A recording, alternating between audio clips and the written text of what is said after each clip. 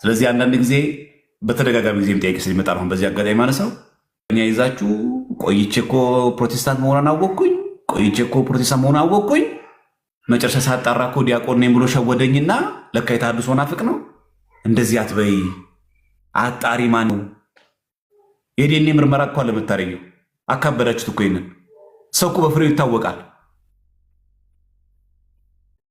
ያን ሁሉ ዘመን አብሮሽ ሲቀመጥ አንቺ 4 ዓመቱ ላይ ላወቅሽው ልታገቢ ስትይ ነው ተሐድሶ ናፍቅ መሆኑን የምታውቂው።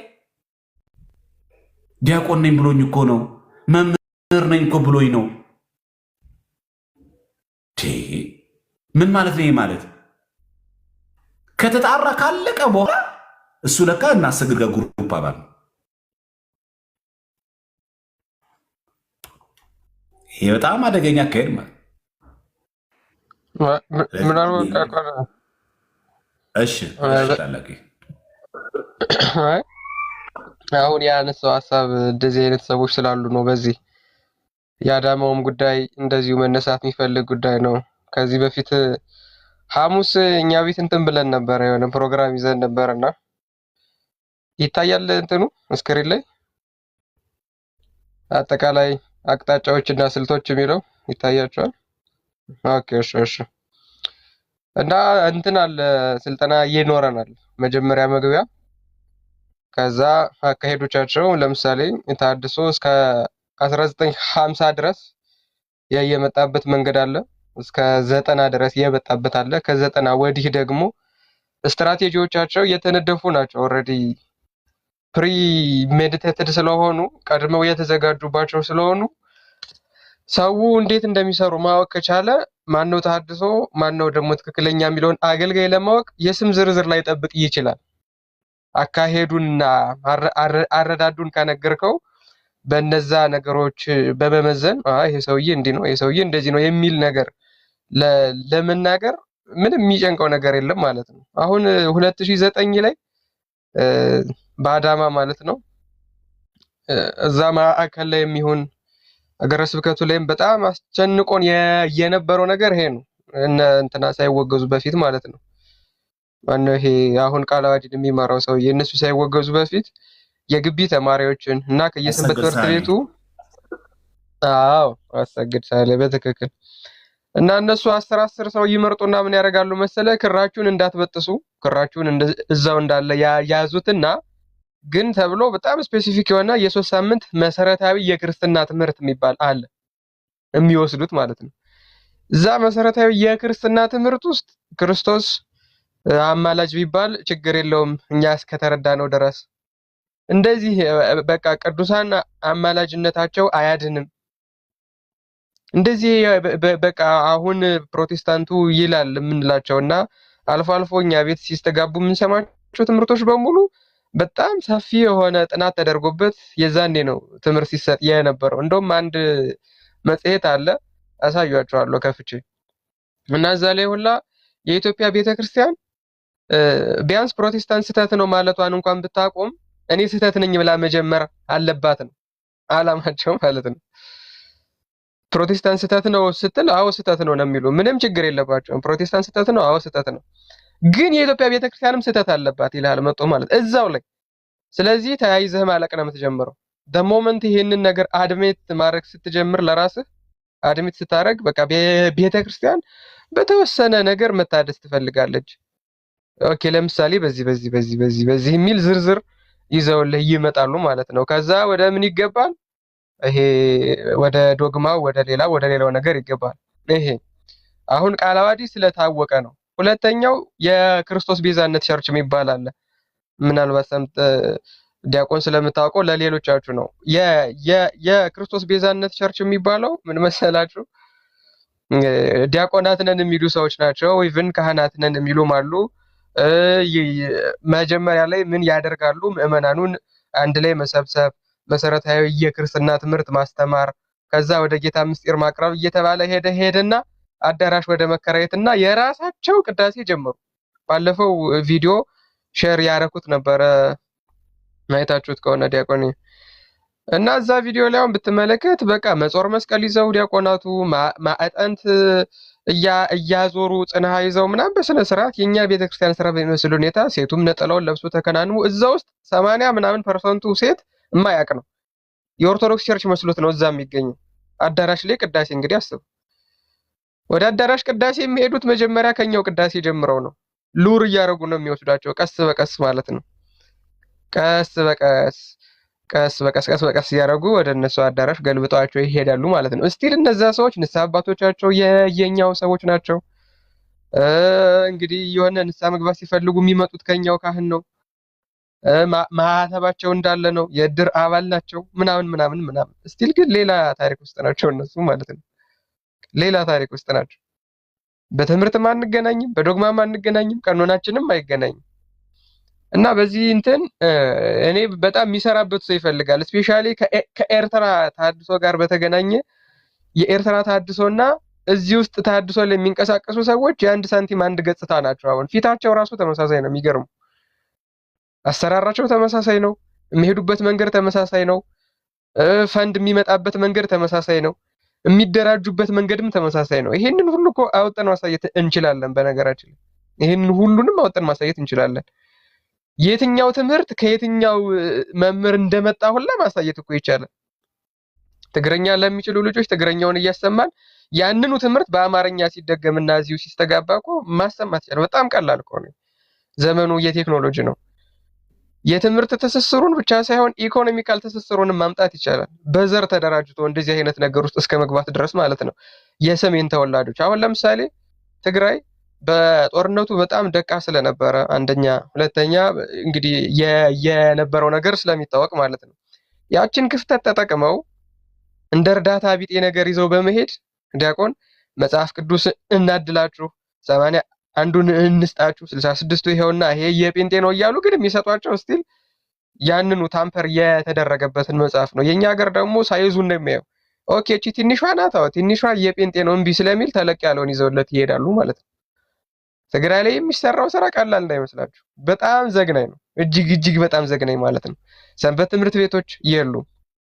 በኤርትራም ልክ እንደዛው ነው። በነገራችን ላይ የኤርትራውን እኔ መርጌቶች ምናምን አሉ የሚጽፉልኝ እባክህ እንደዚህ ነገር ብታደርግልን ምናምን የሚሉ ማለት ነው። እስቲል እነሱንም የገጠማቸው ነገር በጣም ተመሳሳይ ነው ከኛው ጋር በጣም ተመሳሳይ ነው። ሁለቱ ላይ መያዝ ብንችል ቢያንስ ለኤርትራ እንኳን መትረፍ ባንችል የኞቹ ሲጋለጡና ትምህርታቸው ስህተት እንደሆነ ሲታወቅ በትምህርት ስለሚገናኙ በፈንድም ስለሚገናኙ እነዛንም መምታት ቻልን ማለት ነው። በነገራችን ላይ በአንድ ድንጋይ ሁለት ድንጋይ ማለት ነው። ወፍ ያላልኳቸው ያው እንግዲህ ለአቅመ ወፍነት ስላልበቁ ነው። ስለዚህ አንዱ ላይ አድምተን ሰራን ማለት እነዛኛዎቹንም እናገኛቸዋለን ማለት ነው። በእጅ አዙር የኤርትራዎቹንም ሴቭ ማድረግ ይቻላል ማለት ነው። ካልሆነ ግን ጸጥ የሚባል ከሆነ በጣም ከባድ ነው። እጅግ በጣም ከባድ ነው። ኦርቶዶክስ ነኝ የኦርቶዶክስ ማዕቀብ እንግዲህ ጠባቂ ነኝ ብሎ ነው የሚመጣው። ውስጡን ግን መርመር አድርገህ ስትመለከተውና ስታየው ለምሳሌ ከኤርትራ መምህራን አንድ ሁለት ቪዲዮ ባሰማችሁ ለምሳሌ ክርስቶስ አማላጅ ነው ለማለት አናመነታም ይላሉ። ክርስቶስ አማላጅ ነው ለማለት አናመነታም። አማላጅ ስንል ግን ፕሮቴስታንቶች በሚሉበት ሴንስ ሳይሆን ኦርቶዶክሳዊ በሆነ ሴንስ ነው ይሏል። ኢቭን ቴሌግራም ላይ ነው የምልህ። ቆይ ዲያቆን በውስጥ ነው የምልክልህ እንትኑን ቮይሱን። ኢቭን ቴሌግራም ላይ የሚያስተምሩ በኮፕቲክ ቤተክርስቲያን ስር ነን የሚሉ ሰዎች በሙሉ ኃጢአት የሚወረስ ነው፣ ክርስቶስ ለሁሉም አይደለም የሞተው፣ ክርስቶስ አማላጅ ነው። አሁን ያሉ የኢትዮጵያ ኦርቶዶክስ ተዋሕዶ ቤተክርስቲያን መምህራን አማላጅነቱን ስለካዱ ሁሉም መናፍቅ ናቸው የሚሉ ሰዎች አሉ። እንዳለ ተጠቅልለው የኢትዮጵያ ቤተክርስቲያን ሊቃውንቷ መናፍቅ ናቸው የሚሉ ማለት ነው። ይሄንን ሁሉ እልክልሃለሁ። ቆይ ዛሬ እንትኑ ቮይሱን ማለት ነው። አሁን ይሄንን ስታይ የሆነ ቼን ፎርም እያደረገልህ ይመጣል ማለት ነው። ፎርም እያደረገልህ ይመጣል። ምን አይነት ፎርም ነው? ፓተርን ነው እየሰራ ለሚመጣው ተመሳሳይ የሆነ እጅ ነው የሚዘውረው ማለት ነው። ከላይም እዚህም ውጭም ተመሳሳይ እጅ ነው የሚዘውረው ማለት ነው። ተመሳሳይ እጅ ነው። ተመሳሳይ ሰዎች ናቸው ይህንን ነገር የሚመሩት። አሁን ይህንን ሁሉ ነገር አንድ ሰው በማስረጃ ማጋለጥ ሲጀምር አይተው ምትል ከሆነ ከመጀመሪያው ጀምሮ የሆነ ችግር አለ ማለት ነው። የዛሬ ዓመት ጀምረን ነበረ ዲያቆን ዘማሪያ የታድሶ ስልጠና ማለት ነው። ስልጠናውን ጀምሬ በሶስተኛው ቀን ነው ምናምን ነገር ነው እኛን አታክ ለማድረግ ነው ምናምን የሚል እንትን መጣ። በቃ እኔም ደበረኝ። ሰው ቢከፋው ከሆነ ይቅር ብዬ ተውኩት ማለት ነው። ማቆም እንዳልነበረብኝ ያወኩት ነገሩ ካለፈ በኋላ ነው። ማቆም እንዳልነበረብኝ ያወኩት ነገሩ ካለፈ በኋላ ነው። አሁን ሰንበት ትምህርት ቤቶች ምናምን ተነስተዋል። ስፔሻሊ አዲስ አበባ ላይ የሚታወቁ አጥቢያዎች አሉ። እጅግ በጣም ስር ሰዶ የሄደባቸው ማለት ነው። እንደዚህ አይነት እጅግ በጣም ስር ሰዶ የሄደባቸው ድምጽ ታፍነዋል። አላቁ አልሰማም በደንብ። አዎ ድምጽ ታፈነ። አሁን ጥሩ ነው መሰለኝ። ኦኬ እሺ። አሁን ተስተካከለ። ልቀጥል። ቆንጆ። አሁን ቆንጆ። ኦኬ እሺ እሺ። ስለዛ እንደ በሰንበት ትምህርት ቤት ደረጃም የሚታወቁ አሉ ነው። ኢቭን በማስረጃ ደረጃ ራሱ ተይዞባቸው ቁጭ ያሉ ግን እንዴት ነው አይ ዶንት ኖ በጣም ለዘብተኝነት ይታያል። በጣም ለዘብተኝነት ይታያል። ያ ለዘብተኝነት ዋጋ ነው የሚያስከፍለን። በጣም ዋጋ እያስከፍለናል። አሁን ቅድም ዲያቆን ዘማርያምም እንዳልከው አይ እዚህ አጥቢያ ላይ እንደዚህ አይነት ችግሮች ስላሉ ፕሊስ እባካችሁ ይሄ ነገር ይስተካከል ስትል የሚከፋቸው ሰው እንዴት ታድሶ አለ ይላሉ። የለም ታድሶ እኛ ጋር እንዲህ ምን ማለት ነው? በጣም እኮ የሚገርም ነው። አንድ ሰፈር ውስጥ እቃ እየጠፋ ገንዘብ እየተሰረቀ ሰዎች እየተሰረቁ ሌባ የለም የምትል ከሆነ ሌባው ወይ አንተ ነህ ወይ ሌባው ተባባሪ ነህ ማለት ነው። እቃ እየጠፋ ነው፣ ኤቪደንት ነው፣ ከነ ማስረጃው አለ። ያ እቃ እንደሌለ ሰውየው ለመጥፋቱ ማስረጃ አለ። አይ ሌባ የለም የምትል ከሆነ እንግዲህ ሌባ የለም የሚለው ሰውዬ ወይ እሱ ራሱ ሌባ ነው ወይ ደግሞ የሌባው ተባባሪ ነው ማለት ነው። ከዛ ውጪ ግን እንደው ዝም ብሎ እንደዚህ ቪዚብል የሆኑ ነገሮች እየታዩ ቤተክርስቲያን አጥሯ እየተነቀነቀ ማንም እየመጣ እየገባ እየጨፈረባት ማንም እየመጣ የፈለገውን ተናግሮ እየሄደባት አይ ተሐድሶ የለም የምትል ከሆነ በጣም ከባድ የሆነ ደረጃ ላይ ነን ማለት ነው። የለም የሚለው ሰው የራሱ መጣራት አለበት። የለም የሚለው ሰው በራሱ ማለት ነው። ጎንደር ላይ ያጋጠመን ነገር ነበረ 2010 ላይ አቋቋም ተማሪዎችን ምን ያደርጋሉ መሰለ ዲያቆን ስላሴ ቤተክርስቲያን አለ በጣም ትልቅ የአቋቋም ትምህርት ቤት ያለበትና እዛ ስልጠናውን የምሰጠው እኔ ነበርኩ እና ስልጠናውን ጀምረን 2 ቀንም አላደርንም። እንዳለ ተሰብስበው መጡ። 5-6 የሚሆኑ ልጆች ናቸው። አንደኛው ድጓ ጨርሶ አቋቋም ጀምሯል። አንደኛው ሲጀምር ያቋቋም ምስክርም አለው። እና ሰውየው እንዴት ጎንደርን እንዴት ብትንቃት ነው ተሐድሷል ለምትል እዚህ መጣ እንዴት አንተ ማን ስለሆንክ ነው እዚህ ተሐድሷል ለምትል ምናምን ብሎ ጓለብኝ ማለት ነው። ከዛ ለማዋራት ሞከርኩኝ፣ ለማረጋጋት ሞከርኩኝ። አልሆነም። እንደውም ና ውጪ እንገናኝ ምናምን ብሎ ወጣሁና እስኪ አሁን ለምሳሌ እንደ ጎንደር ተሐድሶ የለም ነው የምትለው? አዎ። ታዲያ እንደዚህ የሚደረገው ለምንድን ነው? አይ እሱን ፕሮቴስታንቶች ነው የሚያደርጉት ምናምን ብሎ ገገመ። የሚገርም ነገር ከሳምንት በኋላ ስልክ ተደወለ። ምንድነው ስንል እንዲህ አይነት ሰው ተብሎ ያው ልጅ ፎቶ አዳራሽ ገብቶ ስልጠና ሲወስድ ተገኘ። ያው ልጅ ማለት ነው። በሴም ፐርሰን ያው ሰውዬ። ስለዚህ ከመጀመሪያው ሲከራከር የነበረው ለምንድን ነው ማለት ነው? እንደሚጋለጥ ስላወቀው ነው ማለት ነው። እንዴት ቢያንስ እንዴት ጥምጣማችንን እንኳን እንዴት አታከብሩም ይልሃል። በደካማ ጎን ሊጋብዝ ይፈልግ ነው። እኛ እኮ ጥምጣማችን የሐዋርያትን ይልሃል። ይህንን ጥምጣም ማክበር ነበረባችሁ። እንዴት ሲዘለልበት ቪዲዮ ቀርጸ ታሳያለህ። ከዚህ በፊት ባህር ዳር ላይ የነበረውን ታስታውሱ የለ 91 እና 92 ላይ የነበረው እነ ዮናስ የነበሩት ሰዎች ማለት ነው። እና እነዚህ ሁሉ ሰዎች በኋላ ላይ የሚነቁት ሲጋለጡ ነው። ካልተጋለጡ በስተቀር መቼም ነው የማይነቁት። ከዛ የሰውዬ ተጋለጠ፣ አቀረብ ነው መልስ ስለሌለው ቀኖና ተሰጠው። እግዚአብሔር ይመስገን አሁን ባያስተምርም ቢያንስ ክርስቲያን ነው። ዝም ብሎ ይኖራል ጨዋ ሆኖ ማለት ነው። ክህነትም የለው ነበር ከመጀመሪያውም። እና እንደዚህ አንድ ሰው የሆነ ነገር ስትጀምር መጦ ጓ የሚልብ ከሆነ ወይ የሆነ እንደዚህ ለምን ተነካሁ ምናምን አይነት ነገር የሚጀምር ከሆነ ችግር አለ ማለት ነው። የሆነ ችግር አለ ማለት ነው። እና ይሄ የተሐድሶ ነገር በጣም ሴንሲቲቭ ጉዳይ ነው። ለብዙ ምዕመናን ሴንሲቲቭ ነው። አሁን ዲያቆን ዘማርያም በውስጥ የሆነ ስድብ ሊመጣልህ ይችላል፣ ወይ የሆነ ማስፈራሪያ ሊመጣልህ ይችላል። ወይ ስም ንገሩን ምናምን ይሏል። እነገሌ በሉንና እንጠንቀቅ። አንተ እዚህ ጋር አሳውን እንዴት ማጥመድ እንዳለባቸው ነው የምታሳያቸው። እነሱ ደግሞ አሳውን መግበኝ ነው የሚሉህ ማለት ነው። እኛ የተሐድሶን ሴራ እንዴት ታውቃላችሁ ነው። አንድ ሰው መገለጫዎቹ ምንድን ናቸው? እሱን ፓተርኑን ገልጠን እናሳያችሁ ስንል አይ እኛ ማሰብ አንፈልግም፣ ማሰብ ቅጣት ስለሆነብን እኛ ድሮ ስንቀጣ አስብ ተብለን ስለሆነ ያደግነው እገሌ ገሌ የሚል ስም ስጡን ይለዋል። አሁን በጣም ሳድ ነው፣ ራሱ በጣም ሳድ ነው። ሙሉ ነገሩን ልስጥህ፣ ሙሉ ክራይቴሪያውን ልስጥህ እያልከው አይ እኔ ስም ዝርዝር ነው የምፈልገው ካለ አንድ ሰው ማሰብ አይፈልግም ማለት ነው ባይ ዲፎልት። ስንቱን ስም ዘርዝረህ ትጨርሰዋለህ? ስንቱን ነግረህ ነገ ከነገ ወዲያ እኮ አዳዲስ ሰዎች ሊነሱ ነው። እነዛ ሰዎች ሲያልፉስ አሁን ምን ሊባል ነው? እነዛ ሰዎች ሲያልፉስ ምን ሊሆን ነው? አሁን እንደው እንደ እንትን ስም ዘርዝሮ እንደው ይሄ በእርግጥ 2010 ላይ የተወገዙ ስለሆኑ እነዚህን ማሳየት ምንም ችግር ላይኖረው ይችላል። አሁን አባ ጌትነት ደስ የሚባለው ሰው ነው። እዛ እስከ ደረስጌ የሚባል ጎንደር እዛ ድረስ ሄዶ ስልጠና ይሰጥ የነበረ የራሱ አዳራሽ የነበረው በጣም ከባድ ሰውዬ ነው። ግን የሚንቀሳቀሰው ያው ፎቶ ላይ እንደምትመለከቱት መስቀል ይዞ ቆብ አድርጎ ምናምን ነው የሚንቀሳቀሰው። እነዚህ ሁሉ የምትመለከቷቸው የተወገዙ ሰዎች ናቸው። አባ ገብረ ኪዳን ተስፋዬው ይሄም ሰውዬ ቢሆን ይሄው፣ እነዚህ ደግሞ አባ ገብረ ኪዳን ተስፋ የተወገዘበት ደብዳቤ ነው። ይሄ መነኩሴ መሳይ ማለት ነው።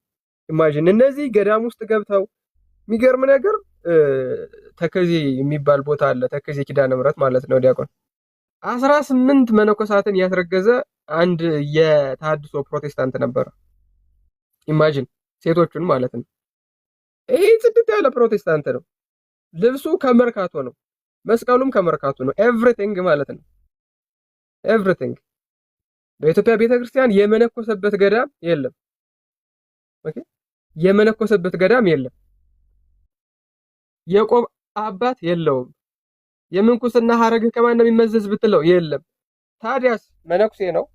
ቆብ ይሄው፣ መስቀል ይሄው፣ ከዛ ያስተምራል፣ ከዛ ፕሮቴስታንት ማድረግ ይጀምራል ማለት ነው። የተወገዘበት ደብዳቤ ይሄ ነው። እቺ ደግሞ የምትመለከቷት የጽጌ ስጦታው ሚስት ነች። ድሮ የክርስቶስ ሰምራ ገዳም እመምኔት ነበረ። ካሜራውን ጠረግ አድርገው ታላቁ እሺ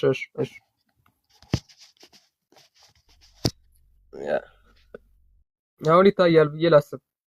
አሁን አሪፍ ነው። አሁን ይታያል። አዎ ይታያል። ያ ኦኬ። እሺ። ስለዚህ አሁን እቺ ሴትዮ ተመልከቷት፣ የክርስቶስ ሰምራ ገዳም እመምኔት የነበረች ናት። ጽጌ ስጦታው ይቺን ሴትዮ ከምንኩስና በማስወጣት ነው ያገባት፣ ሚስቱ ያደረጋት ማለት ነው። ይኸው እንደምትመለከቱት ገዳም ድረስ ሳይቀር ገብተው ማለት ነው። ገዳም ድረስ ሳይቀር ገብተው እንደዚህ ያስኮበልላሉ፣ ከገዳም ህይወት ያስወጣሉ ማለት ነው። አሁን ስም ዝርዝር ስጡን የምትሉ ሰዎች ስም ዝርዝሩን ከመስጠት ይልቅ እንዴት ነው የሚሰሩት? መገለጫቸው ምንድነው? አላማቸው ምንድነው? ሲጀምር ለምንድን ነው አንድ ሰው ቤተክርስቲያን ትታደስ ብሎ ሊነሳ የሚችልበት ምክንያቱ ምንድነው? ዋትስ ዘ ኢንቴንሽን ቢሃይንድ የሚለውን መረዳት ካልቻላችሁ ስም ዝርዝር ቢሰጣችሁ ምንም የምታረጉት ነገር የለም። በቃ ምንም ማለት ነው። በቃ ምንም እገሌ ተሐድሶ ነው ከዛ ወሬ ይዛችሁ ለመሮጥ ብቻ ነው ስም ዝርዝር የምጠይቁ ሰዎች ሲጀመር። አሁን ዲያቆን ዘማርያም ምንም ስም ዝርዝር ስጠን ስለምትሉት ነው፣ በእርግጠኝነት ማለት ነው። ስም ዝርዝር ስጠን የምትሉት በቃ ስም ይዛችሁ ከዛ እንዴ ለካ እገሌ እንደዚህ ነው ምናምን የቡና ወሬ ለማድረግ ነው። ከዛም ከፍ በሉ ፕሊስ፣ ከዛም በጣም ከፍ በሉ። ፓተርኑ ይሰጣችሁ። እንዴት ነው መለየት የምንችለው? ለቤተ ክርስቲያን ህልውና ማሰብ ጀምሩ እንጂ ወሬውን ተውት። ይቅር፣ ወሬው ይቅር። እገሌ እንደዚህ ነው እገሌ እንደዚህ ነው የሚለው ነገር ስም መነሳሳቱ ይቅርና አካሄዳቸው፣ ትምህርታቸው ፓተርን ሪኮግኒሽን የሚባል ነገር አለ። ፓተርን ሪኮግኒሽኑን እንስጣችሁኛ። እሱን ይዛችሁ ከዛ በኋላ መቀጠል ትችላላችሁ ማለት ነው እንጂ እነገሌ እንደዚህ ናቸው ኧረ በስመ አብ ሰው መስሉኝ እኔ እኮ ደግሞ እንትና። ይሄንንም እንግዲህ ካመናችሁበት ነው ቢነገራችሁ ራሱ። በነገራችን ላይ ልክ ወይ ቀንቶ ነው የምትሉት፣ ወይ ተሳስቶ ነው የምትሉት፣ ወይ ስለሚጠላው ነው የምትሉት። በቃ ግለሰባዊ ነው የምታደርጉት ሁልጊዜም ማለት ነው። ስለዛ የግለሰብ ስሙን ተውትና እገሌ ገሌ ነው ምናምን የሚለውን ነገር ተውትና እንዴት መለየት እንችላለን? በምንድን ነው የምናውቃቸው? እንቅስቃሴያቸውን እንዴት ነው ሪኮግናይዝ ማድረግ የምንችለው? ይሄንን ነገር ከያዛችሁ ስም ዝርዝሩ ራሱ ጭንቅላታችሁ ውስጥ ይመጣል። ራሱ በራሱ ጊዜ ማለት ነው። በራሱ ጊዜ አሃ ማለት ትጀምራላችሁ። ስለዚህ በዚህ እንደዚህ ከሆነ አላማቸው እንዲህ ከሆነ ከነገሌ አላማ ጋር የሚገጥም ነው ብላችሁ መዘርዘር ትጀምራላችሁ። ዲያቆን አሸናፊ መኮንን ለምሳሌ ቲክቶክ አለው። የሚለቃቸው ፖስቶች በመዝሙር እያዋዛ ነው የሚለቀው። ዲያቆን አሸናፊ መኮንን ዲያቆን የሚል ከስር ጽፎበት ነው የሚገባው። የሚገርም አካውንቱ ላይ ማለት ነው ዲያቆን የሚላለው ማረግ። ቤተክርስቲያን ግን ካወገዘችው ቆየ። ይሄ ሰው የሚያማክራቸው ኦርቶዶክሳውያን አሉ፣ በስሙ ብቻ ተሸውደው ማለት ነው። የሚያማክራቸው ሰው አለ። ይሄ ከሆነ የሚገርማችሁ ይሄ ቲክቶኩን ተውትና ከፍ ስትሉ ወደ አርማጭሆ የሚባል ቦታ ብትሄዱ እና ይሄ ደግሞ ጋይንት ምናምን የሚባል ቦታ ብትሄዱ የመስኖ እርሻ ልማት በሚል እና የመንገድ ስራ በሚል እንዳለ ገበሬውን ፕሮቴስታንት አድርገው ጨርሰውታል። እሱን ከነማስረጃው ማሳየት ስለሚችል ማለት ነው። ከነማስረጃው ማሳየት ስለሚችል ይሄንን የሚመራው ማን ነው? ዮናታን አክሊሉ ነው። ዮናታን አክሊሉ ማለት ነው። ኢቭን ለገበሬዎች እንኳን ሳያስቡ በደካማ ጎናቸው በምግብና በመንገድ በመስኖ ልማት እየገቡ በማዳበሪያ እየገቡ ምን ያክል መርዝ እየረጩ እንደሆነ እዚህ ተቀምጠን እኛ የምናውቀው ነገር የለም። በነገራችን ላይ ክርስቶስ ቁጥር አሳስቦትም አያውቅም። ቁጥር ይሄ የሆነ 9 ቢሊዮን ሰው ዳነ፣ 2 ሰው ዳነ፣ እሱ ችግሩ አይደለም። ችግሩ ምን ያክል ንጹህ ሰው ይገኛል ነው። ስለነዛ ንጹሆች ሲል ደግሞ ሙሉ ዓለሙን ሊመራውም ይችላል ክርስቶስ። ስለዚህ ቁጥር ማብዛት ላይ ሳይሆን ጥራት ላይ ነው ልናተኮር የሚገባው። ምን ያክል ንጹህ ክርስቲያኖችን ማፍራት እንችላለን እንዴ? ዘመኑ እንደው ስለተመረጡት ባይሆን ኖሮ እንደው ስጋ ለባሽ ሁሉ ባልተረፈ ነበር እኮ ተብሏል። በዓለም አቀፍ ደረጃ የሚመጣ ጥፋት እኮ ክርስቶስ ስለተመረጡት ብሎ ነው ምህረትን የሚያደርግልን ራሱ ስለመጨረሻው ዘመን ሲያወራ። ስለዚህ የተመረጡ ምርጥ የሆኑ ቅድስና የገባቸው ክርስቲያኖች ቢኖሩን አይሻለንም? የማንንም ግፋፎ ከምንሰበስበው በእግዚአብሔር ፊትም የተወደደ መስዋዕት የሚሆነው እኮ እሱ ነው በነገራችን ላይ። ስለዚህ ቲክቶኩ ላይ እንኳን ብንተው መሬት ላይ ያለው አርማጭሆ ጋይንት እዛ ድረስ ሳይቀር የተሐድሶ እንቅስቃሴ ሰርጎ ገብቷል። ፕሮቴስታንት ገበሬ ታገኛለህ። እነዚህ ቀበሌዎች ብትሄድ ፕሮቴስታንት ገበሬ ታገኛለህ። በጣም ሾኪንግ ነው። በጣም እጅግ በጣም ሾኪንግ ነው። ቤተክርስቲያን እንዳትቀር ነው የሚሉት። ምክንያቱም እነሱ እዛ መዋቅር ስለሌላቸው መዘርጋት ስለማይችሉ የሚያደርጉት እዛው ባለበት መዋቅር እየተጠቀመ ነገር ግን ማይንድ ሴቱን ፕሮቴስታንታዊ ማድረግ ነው። ይህንን ቪዲዮዎችን ምኖችንም አሳያቸዋለሁ በኋላ ላይ ሐሙስ ኦር ምናምን ቀጣይ ስንደርስ ማለት ነው። እና በጣም አስፈሪ ነው። ማርያም በጣም አስፈሪ ነው።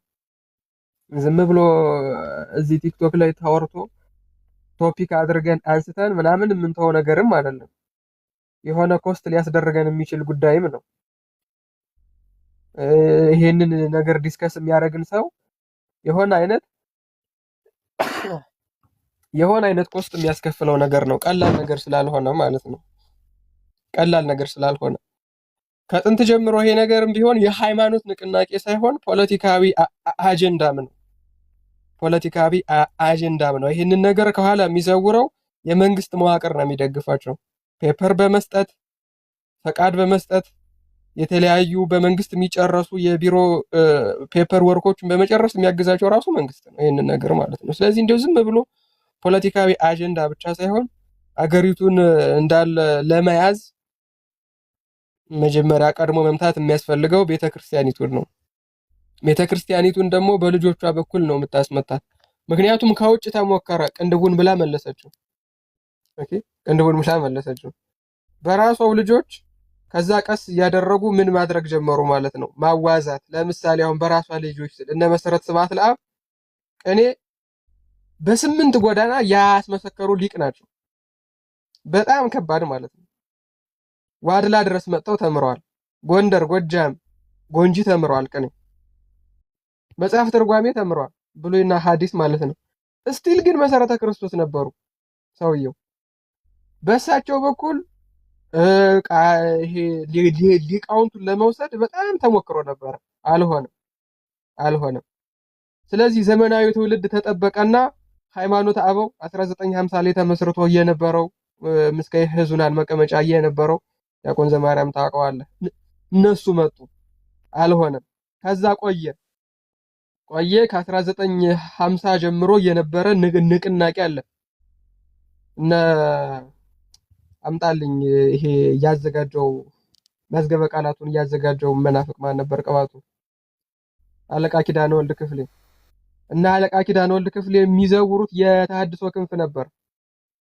አልሆነም፣ አልተሳካም። እሱም ቆዩና ከ90 በኋላ ግን ከ1990 በኋላ ግን ኢንታየርሊ አዲስ የሆነ ስትራቴጂ ነው ይዘው የመጡት። ቤተክርስቲያኒቱን ለመቀየር ኢንታየርሊ አዲስ የሆነ ስትራቴጂ። ይሄ ሁሉ መከራቸውን የሚያዩት ለምንድን ነው? አዲስ ስቴት ገቨርንመንት ለመፍጠር። አዲስ ስቴት ማይንድ ስቴት ትፈጥራለህ።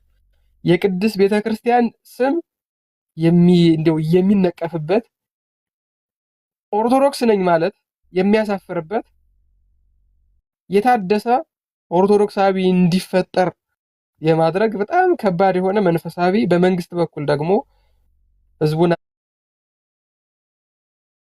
እንዳደረገህ የምትገዝ ፍረስ ከቻልክ ብቻ ነው። ቤተክርስቲያን ደቡብ ብትሄድ ስብከቷ የአንድነት የፍቅር ነው። ሰሜን ብትሄድ የአንድነት የፍቅር ነው። ምስራቅ ብትሄድ የአንድነት የፍቅር ነው። ተለያዩ የሚል ስብከት ስለሌላት ማለት ነው። ተለያዩ የሚል ስብከት ከሌላት ቅድስት ቤተክርስቲያን ለአንድነትና ለዲቫይድ ኤንድ ኮንከር ስለማትመች ቤተክርስቲያኒቱን መምታት አለብህ ማለት ነው። ከመጀመሪያ ቤተክርስቲያኒቱን መምታት አለብህ። ጅማ የሚሰበከው ስብከት፣ ጎንደር የሚሰበከው፣ መቀሌ የሚሰበከው፣ አርባ ምንጭ የሚሰበከው፣ ጅጅጋ የሚሰበከው፣ አስመራ የሚሰበከው አንድ ስብከት፣ አንድ እንሆን ነው። ይሄንን ምን ያደርጉታል ማለት ነው? በቃ የመንግስት ዊፐን አድርገው ራሱ ይዘውት ይመጣሉ። መንግስትም ይደግፋቸዋል እነሱ። ለዛ አይደል እንዴ አንድ ሙስሊም ቢገደል ሀገሪቱ ምን ያክል እንደምትታመስ ታውቁታላችሁ። ይሄው 100 ምናምን ኦርቶዶክሳውያን ሞቱ። የለም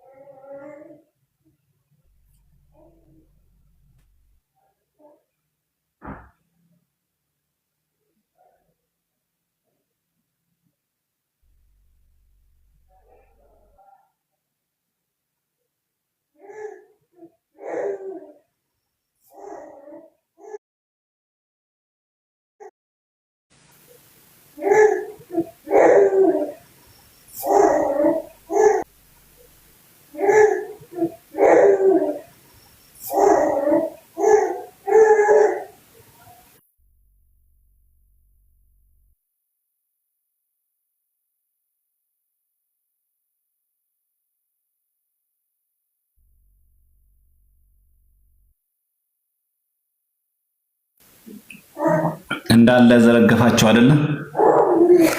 እንግዲህ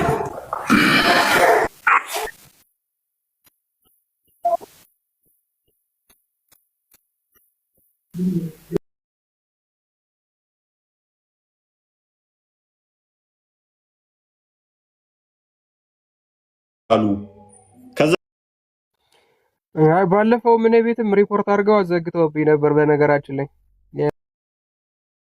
ታድሶ ስልጠናውን እየጀመርን ዕለት ሁለተኛው ቀን ላይ ይመስለኛል ሪፖርት ተደርጎ ተዘግቶብኝ ነበረ።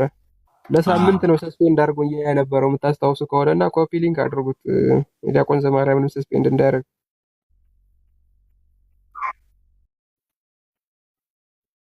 አዎ እኮ እኔን እኮ እምቢ አለኝ እኮ በጣም ይገርማል። ያው እንዲህ ስለሆነ የሚቆም ነገር እንኳን የለም። በዚህ አጋጣሚ የሐዋሳ ደብረ ምጥማቅ መድኃኔዓለም ቤተክርስቲያን የከፈቱት በደብሩ የተከፈተ ዩቲዩብ አለና ቅድም እያሳሰቡን ነበረ። ገብታችሁ ሰብስክራይብ ያርጉልን፣ ኮፒ ማነው ሼር አርጉልን ስላሉ ላይክ እና ሼር ብታደረጉላቸው። ስሙ የሚናገረው የሐዋሳ ደብረ ምጥማቅ መድኃኔዓለም ቤተክርስቲያን ሐይቅ ዳር ላይ ያለው ማለት ነው። በደብሩ የተከፈተ ዩቲዩብ ስላለ ምዕመናን ካሁን በኋላ የማታውቁ ሰዎች ካላችሁ እንድታውቁ ለምዕመናን ንገሩልን ስላሉ በዛ መሰረት ያልሰማችሁ ያላያችሁ ሰዎች ካላችሁ ገብታችሁ ሰብስክራይብ በማድረግ ቤተሰብ ሆኗቸው። ሌላው ታላቁ የጀመርከውን ጨርስና ከዛ ደግሞ እነ ክርስቶፎሮስ ትቀጥላላችሁ። እሺ ቀጥል ታላቁ። አይ በቃ እንዳላበዛ እንዳላንዛዛው ይበቃል። ብቻ ነገሩ ከቤተ መንግስትም ከቤተ ፕሮቴስታንትም እገዛ ያለውና ደና አቅም ያላቸው ሰዎች ስለሆኑ ትንሽ እንትን ይፈልጋል የሚለውንና አካሄዳቸውን መረዳት ላይ እንጂ ስም ዝርዝር ላይ አታተኩሩ የሚለውን ነገር ነው ማስተላለፍ የፈለኩት። ከሐሙስ ጀምሮ እንትን ስለሚኖር ትምህርት ስለሚኖር በዚሁ ርዕስ ሁላችሁም ተዘጋጅታችሁ እንድትመጡ ለማለት ነው። እግዚአብሔር ይስጥልኝ ዲያቆን። እሺ እግዚአብሔር ያክብርልን ዲያቆን፣ ክብረት ያደለልን። እሺ ዲያቆን ክርስቶፎሮስ ከንተ። እሺ ቃሉን ያሰማልን። በእውነት ከመጣው ጊዜ ጀምሮ ጥሩ ጥሩ ሀሳቦች ሲነሱ ሰምቻለሁ። በጣም ደስ የሚል ነገር ነው እና እንግዲህ በተሐድሶ ዙሪያ ላይ እውነት ለመናገር መታደስ የነበረበት ፕሮቴስታንቱ ነበረ። እሱንም ደግሞ አንዳንዶቹ አምነዋል። እዚህ ማህበራዊ ሚዲያ ላይም ሲያገለግሉ እናያቸው የነበሩ እኛ ሐዳሲያን እንታደስ አይነት ነገር ጽፈውም ተመልክተናል። የምታስታውሱ ከሆነ በተለይ አንድ ወንድም ውይይት ላይ የምናየው የነበረ እሱ ጽፎ ተመልክቻለሁ። እኔ ለምሳሌ ምናልባት ካስታወሳችሁ ማለት ነው፣ ስም ላለመጥቀስ ነውና የክርስቶስን ትምህርት የአምላካችንን ትምህርት ያላዘ ምናልባትም የብዙ ቤተ እምነቶች ጥርቅም ወይም ደግሞ ናምበር ኦፍ ዲኖሚኔሽንስ 47000 ምናምን ይባላል። ፕሮቴስታንቱ ዓለም ነው አንዱ ሌላ ይላል፣ አንዱ እንደዛ ይላል። ወጥ የሆነ ትምህርት የለውም እና መታደስ የነበረበት እሱ ነው እንጂ የክርስቶስ ቤተክርስቲያን በክርስቶስ ደም የተዋጀች ናት፣ የማትሳሳት ናት፣ አንዲት ነች፣ ቅድስት ነች፣ ዓለም አቀፋዊት ነች፣ ሐዋርያዊት ነች። ከየት ወዴት ትታደሳለች? ማን ምን ሊጨምርላት፣ ማን ምን ሊቀንስባትና እነዚህ ሰዎች ግን አመጣጣቸው ሐዳሲያንን ብለው ይመጡና ምንድነው ታዲያ የምታደርጉት ሲባል ቤተክርስቲያንን ወደ ጥንቱ እንመልሳለን ይላሉ። ከጥንቱ ግን አንድም የሚቀበሉት የለም። አይ ቲንክ አንስታችሁት እንደሆነ አላውቅምና አንድም የሚቀበሉት የለም። ግን ሌባ ላመሉ ዳቦ ይልሳል እንደሚባለው ጥሩ ጥሩ ስም ይዘው ነው የሚመጡ። የጥንቱ ኦርቶዶክስ ይላሉ ለምሳሌ። ከዛ ደግሞ ቅድም ሲጠቀስ እንደነበረው መጽሐፎቻቸው ላይ መጋቤ እንተና፣ ዲያቆን እንተና፣ መምህር ገሌ፣ ከዛ ደግሞ የእመቤታችንን ምስለ ፍቅር ወልዳ ስለ አድኖ እንደዚህ አድርገው በብዙ መንገድ ይመጣሉ። ከዛ ደግሞ እንግዲህ ቀሚሱንም ቆቡንም ምኑንም ይዘው ነው የሚመጡት በነገራችን ላይና እንዲህ በቀላል የሚታይ አይደለም። እውነት ለመናገር በትምህርት ደረጃ ያው እንደሚታወቀው ፕሮቴስታንቱም ተሐድሶ ነኝ ባዩም አንድ ነው፣ የተለየ ነገር የለውም። ሁለት አድርገን ብናያቸው በአቦ ሰጥ ነው የሚመሩት። ደስ እንዳላቸው በግምት ነው የሚሄዱት። እነሱ እንግዲህ የጥንት ብለው የሚናገሩት የየራሳቸውን ግምት ነው ማለት ነውና ምናልባት እኔ እንደው እንደ ልዩነት የማየው ዝም እያሰብኩት ነበርና እነዚህ ተሐድሶ ነን የሚሉት ያው ፕሮቴስታንት ቢሆንም ግን ያው ስግጥ በማለት ይታወቃሉ። ያ ማለት ደረቅና ድርቅ ናቸው ማለትም እኛ ኦርቶዶክስ ነን የጥንት እንደዚህ ብለው ድርቅ ይላሉ። እነዛ ደግሞ እርጥብ ናቸው እንበላቸው ያው አትሊስት በተወሰነ መልኩ ትምህርታቸውን ይናገራሉ።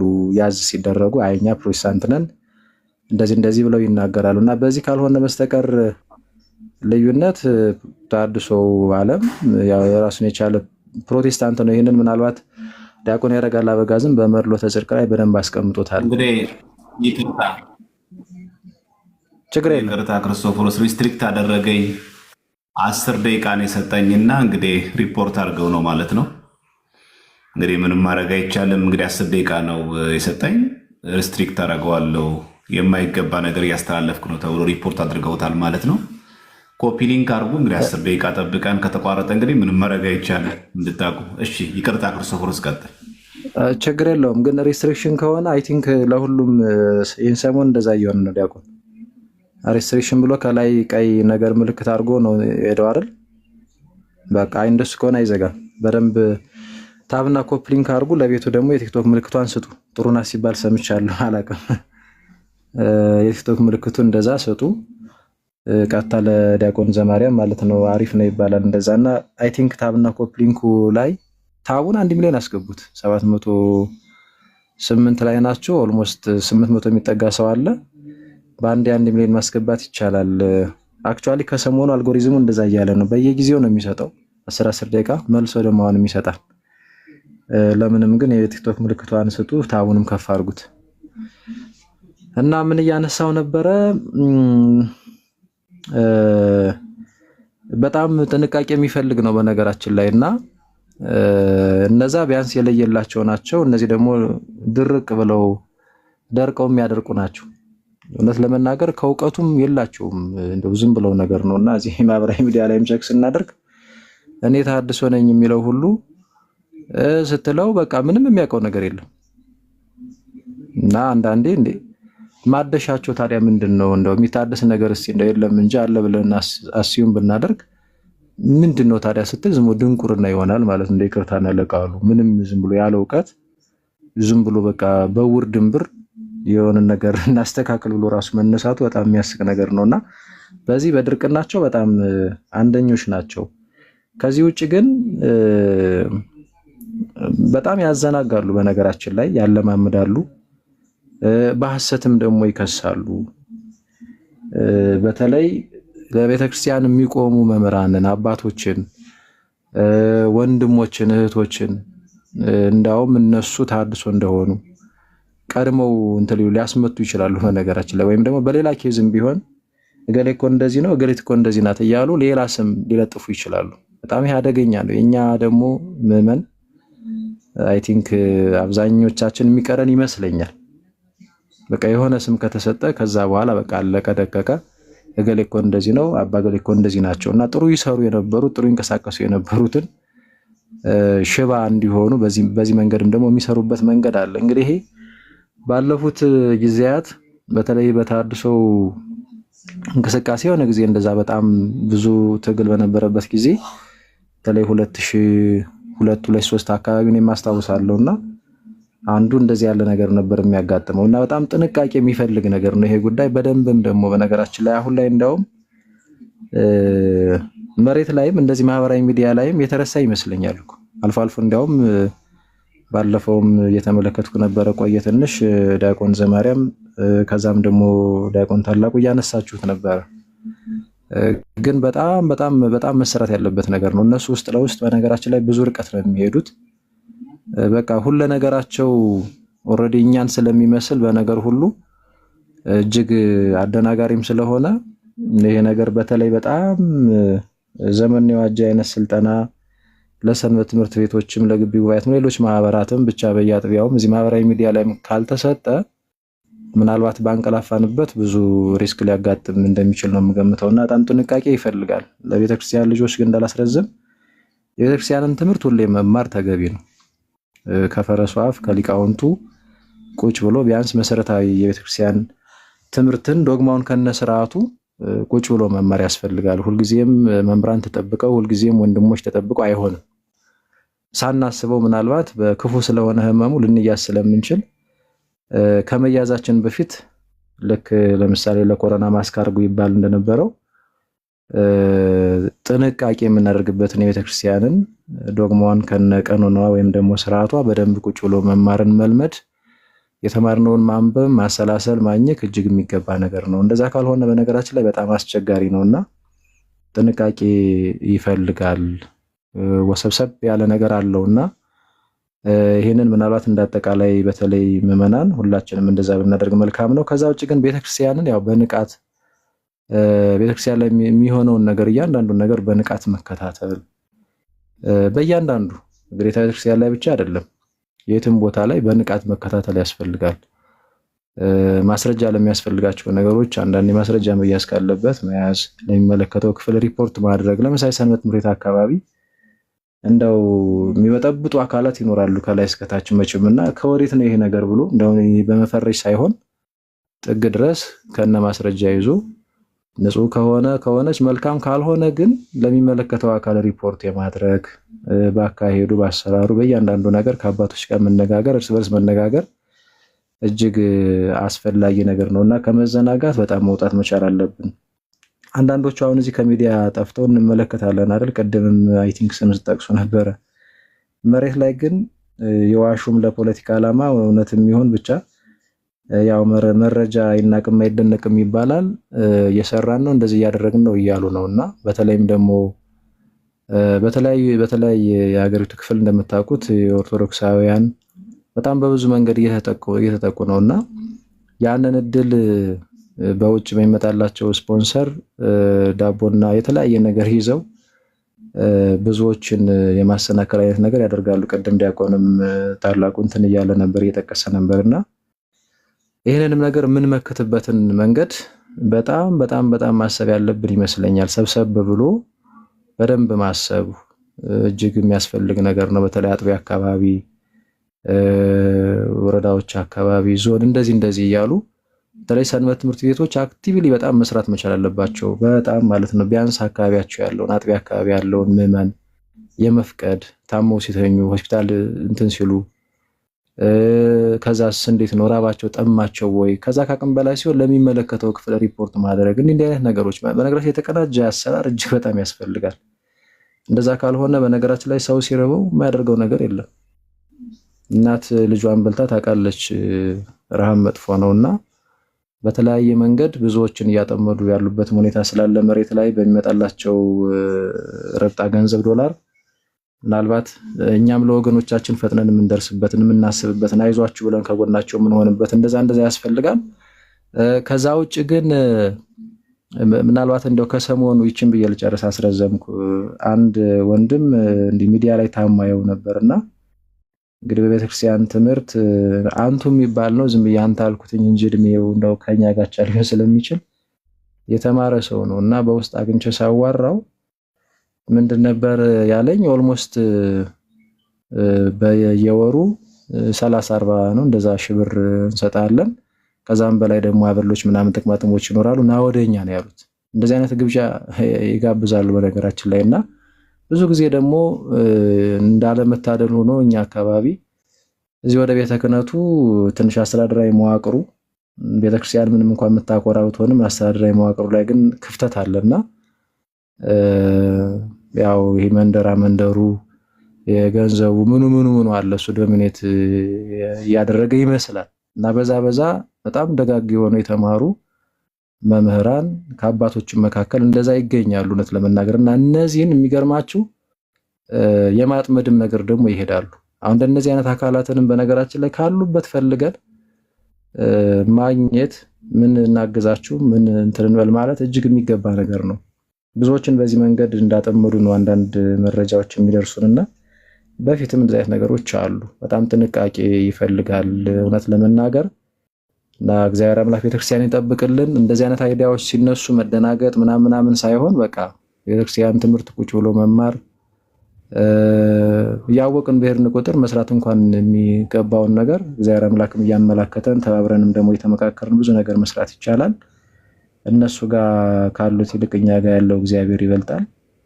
ያንን ማመን ያስፈልጋልና በዚህ መንገድ መንቀሳቀስ እጅግ አስፈላጊ ነገር ነው። ግንዛቤው ግን መሰጠቱ በደንብ መቀጠል ያለበት ይመስለኛል። እኔም በዚህ ነው የምስማማው። እግዚአብሔር ስትል ሊዳቁን። እሺ እግዚአብሔር ያክብርልን። እንደው የተወሰነ ነገር ለማለት በሚያክል ሐሙስ ቀን ሰፋ አድርገን ታላቁ ወንድማችን ቤት የተሐድሶ መናፍቃን ሴራ አካሄዶቹ በየዓመተ ምሕረቶቹ ያለውን መረጃ የሚሰጠንና የምንማማርበት እና ግንዛቤ ይዘን ራሳችንም ቤተሰቦቻችን ሌሎች ወንድሞቻችን ለበቶች ለመጠበቅ ጥሩ ስልትና ጥሩ መንገድ ነው የአንድ ጊዜ ብቻ ሳይሆን በቋሚነት መሰራት አለበት። ይሄ ነገር በቋሚነት አዲስ አበባ ላይ አሁን ማልነገራችሁ ቦታ አንድ የድጓ መምህር በቤተ ክህነት ለመቀጠር በጣም መከራ በማየቱና በጣም ኑሮ ከብዶት ቤተሰብ ለማገልገል ምንም ነገር ከአቅም በላይ ሲሆንበት ሙስሊም ሆኗል። ጭራሽ ኦፊሻሊ ዜማ አስተምረውት አዛን ማለት ነው የሙስሊሞቹ አዛን ማለት ጀመር። ወደኔ ለመደው የድጓ ቃል እግዚአብሔር ይመስገን አሁን ተመልሷል። ይሄ ሰው ግን ይሄ ሰው ምን ብሎ ጠይቀኝ ነበራለ። በጣም የሚገርማችሁ እንዴ እስቲ እናንተን እስቲ ምን ብለን የምትቀድሱት እስቲ አሃዱ ስትሉ ሲበለው ሲሉ አሃዱ ብሎ ሲያዜም መረጌታ ያ ሙስሊሙ ሼኩ እንደሱ ላይዜም ሲል ከበደው የእናንተ ይከብዳል ምናምን አለ። በጣም የሚገርማችሁ ለሊት ሄጄ ተደብቄ ማህሌት በውጭ በር በኩል ቆም ነበር አለ። ከዛ ደግሞ ተመልሶ መጥቶ ደግሞ መስጊድ ላይ መጥቶ ደግሞ አዛን ይላል። ምን ማለት ተፈልገ ያነሳው በቤተ ክህነቱ ያለው የቅጥር ሁኔታ በዘር በሙስና ምናምን መሆኑ ለአንዳንድ ሰዎች ወደዛ ህይወት እንዲገቡ ያደርጋቸዋል። ግን ይሄ አያድንም። እንደዚህ ሙሉ ጽድቅ አይሆንም። ቲክቶክ ያሉ ሰዎች አናዳውኝ ክር በጠስኩኝ አያስኬድም። ታላቁ አናደደኝና ሙስሊም ሆንኩኝ አያስኬድም። ክርስቶፎሮስ የሆነ ቃል ተናገረኝና ላይቭ ላይ ተናድጄ ክር በጠስኩኝ አያስኬድም። ኢሎጂካል። ካሁን በኋላ በተለያየ ጉባኤያት ስታዘጋጁ መሰረታዊ ጉዳይ መሆን ያለበት የቤተክርስቲያን ትምህርትን የሚያስቀጥል መሆን አለበት። ምናልባት ታላቁ ቤት እናነሳዋለን። 22 አይነት አለ የመናፍቃን ስልት። አንድ ሰው ኦርቶዶክስ ከሆነ አንስቶ ፕሮቴስታንት እስከሚሆን ድረስ ያለው ሂደት ተሐድሶ መናፍቃን ስልት የነደፉት። ልክ 22ኛው ስቴፕ ላይ ስደርስ አልቆልህ አንተ መናፍቅ ትሆናለህ። አይታችሁን ደረጃ እንዴት እናወጡ። በአንድ ያለው ክር ብትመጥሰው፣ በአንድ ያለው ነጠላ ምትው፣ በአንድ ያለው ቅዳሴ ምትው። ቅድም ታላቁ እንዳለው ቤተክርስቲያኖች ጭምር እያስቀደሱ ተሐድሶ ሰዎች አሉ። ምን አረኩኝ ወንጌል እኮ የተማርኩት የሚል ማለት ተሐድሶ መሆኑን የማያውቅ ተሐድሶ ነው ታውቃላችሁ። ተሐድሶ እኮ ሆኗል ግን አያውቅም እንደሆነ። ልክ ኤችአይቪ ቫይረስ በደሙ አለ ግን ኤችአይቪ ቫይረስ እንዳለበት የማያውቅ ሰው። ስለ ተሐድሶ ካሁን በኋላ ማንም ሰው ሽፋን መስጠት የለበትም። ማናችንም እኔ በግሌ ተሐድሶ መናፍቃለሁ ማለት ይቻላል። የተሐድሶ መናፍቃን የሉ ማለት ግን አይቻልም። ባለፈው የሰጧችሁ ምሳሌ ማለት እኔ በደሜ ውስጥ ኤችአይቪ ቫይረስ የለም ማለት ይቻላል። ኤችአይቪ ቫይረስ የሚባል የለም ማለት ግን አይቻልም። ወንጀል ነው። በቃ መለየት አለብን። እኔ በግሌ ተሐድሶ መናፍቃለሁ ማለት ትችላለሽ። ነገር ግን አይ እኔ በግሌ የተሐድሶ መናፍቅም አይደለሁም የተሐድሶ መናፍቅም የሚባልም የለም የሚለው ግን አንቀበልም ማለት ነው። ይህን ሁለቱን በጣም ጥንቃቄ ማድረግ አለብን። በቃ ማንቀበል ነው፣ እኛ አንቀበልም ነው። በግል ራስ ማውራት ይችላል፣ እኔ አይደለሁም ማለት ይቻላል። እዚህ በምንም አይነት ተአምር ለተሐድሶ መናፍቃን ከቨር ማድረግ አይቻልም። ከደሙ ነፃ የሆነ ሰው ጸጥ ብሎ ያገልግል። ከቻለ አብሮን ከኛ ጋር ሆኖ የተሐድሶ መናፍቃን ስልት በቤቱ ገብቶ ሴራቸውን ተንኮላቸውን ያጋልጥ፣ ምዕመኑን ይጠብቅ። እኔ ስልታቸው አይገባኝም፣ አመላቸውን አይገባኝም፣ ትምህርት ላይ ያተኩራለሁ ካልክ መንገዱን ጨርቅ ያርግለት። ለተሐድሶ መናፍቃን ግን ማናችንም ብንሆን እዚህ ውስጥ ከቨር ማድረግ ግን አይቻልም። በቃ ባውንደሪ ፈጥረን መኖር እንችላለን። ስድድብ አያስፈልገንም፣ መቧቀስ አያስፈልገንም፣ ሌላ ነገር አያስፈልገንም። ማንም ሰው ለተሐድሶ መናፍቃን ከቨር መሆን አይችልም። ጓደኛም ይሁን ዘመድም ይሁን አብሮ አደግም ይሁን ምንም ይሁን እኛ ጉዳያችን ከግለሰቡ ሳይሆን ከምንፍቅናው ነው። ግለሰቡማ ነገ መናፍቅም ቢሆን እኮ መመለሱ አይቀርም። ኑፋቄው ግን አለ። አርዮስ መቼ የተወገዘው? በ325 ተረፈ አርዮሳን አሁን አሉ የሉም? አሉ። አርዮስስ በግል ሞቷል። ክሌ ባህሪ ንስጥሮስ ሞቷል። አሁን በስጋ የለም ንስጥሮስ። የእሱ ኑፋቄስ ስቲል ነው አለ። ነገ እኮ አሰግድ ይሞታል። ንስሐ ገብቶ ደግሞ ሳይገባም ኑፋቄ ውስጥ አለ። እኛ ጉዳያችን ከመርዙ ነው። ይሄ መርዝ ሌሎቹን በክሎ እንዳይገድል ነው። ስለዚህ ጉዳያቸው ልግ ማተኮር ያለብን ያለ እንጂ ነገማ ግለሰቦች እኮ በይቅርታ ይመለሳሉ። አንድ ሁለት ተሐድሶች ነገ ሲመለሱ በቃ ተሐድሶ አትበሉ አይባልም። ግለሰቦች ይመለሱ። እኛ የምናወራው የበሽታው ምልክት ነው። HIV ቫይረስ የያዘው ሰው ምልክቶቹ እነዚህ ናቸው ሲባል እኔ ነኝ ካልክ ችግር አለብህ ማለት ነው። እኛ የምናነሳው የተሐድሶ መናፍቃን ምልክቶቹ እነዚህ ናቸው። ፓራሜትሩ ነው የምናነሳው፣ መለኪያው እዛ ውስጥ ያለበት ሰው አለ ማለት ነው። እኛ ጉዳያችን ትምህርቱ ላይ ማተኮር ነው። ኦፊሻል የተወገዙ ሰዎችን ስማቸውን እንጠራለን። ኦፊሻል ስለተወገዙ የበሽታው ምልክት ግን በመናገራችን ግን ማናችሁ ሊከፋችሁ አይገባም ነው ባጭሩ። ይህንን በቋሚነት ትምህርት በመስጠት የምንቀጥል ይሆናል። እኔም ዛሬ ያነሳሁት ምክንያት ከሐሙስ አስቀድሜ ያነሳሁበት መሰረታዊ ምክንያት በአዲስ አበባ ባሉ አድባራት ላይ በጣም አደገኛ በሚባል በሰንበቴት ደረጃ ላይ በሰባ ጉባኤ አባልነት በስብከት ወንጌል ውስጥም ጭምር ያሉ አካላት ተጠንቀቋቸው። የጠፋ እንዳይመስላችሁ እንዳታንቀላፉ ነው። ሁለተኛ በአጥቢያ ደረጃ በጎረቤት በጓደኛ የት እንደምትሉ ጓደኛሽን ቼክ አድርጊያት። ነጣ ለብሰ ስትወጣ የት እየሄደች ነው? ቤተክርስቲያን ትመስላለች አይደለም። እናት አባት ቤተሰቦች እባካችሁን ልጆቻችሁ ነጣ ለብሰው ሲሄዱ ቤተክርስቲያን ነው እየሄዱ ያሉት። ምክንያቱም ነጠላ ተሰብኮም ምንፍቅና ቤት የሚሄድ ሰው አለ። ቃላዋዲ ጋር አንገቱ ላይ ክራ ሰው የሚሄድ ሰው አለ። ስለዚህ ሰው ብድግ ብሎ ሲሄድ ስታዩ በቃ ቤተክርስቲያን ድረሳ መጣሻት በይ። የት ያመሸችው ልጅቷ? የት የተማረችው ያች ልጅ? ከዛ የሚገርማችሁ ቤተሰቦቿን ጭምር ትቀይራለች።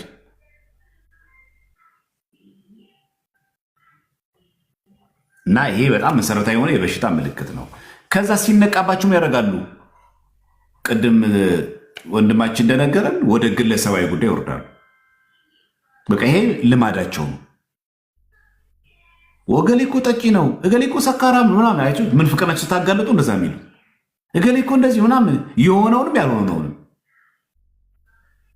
እናንተም ግራ አትጋቡ ነው። በቃ ትዝ ይላችኋል 1998 ላይ ምናምን ዓመተ ምህረት ላይ ተሐድሶ መናፍቃን እንዳደረጉ ሲወገዙ በቅዱስ ሲኖዶስ ምንድን ያደረጉት?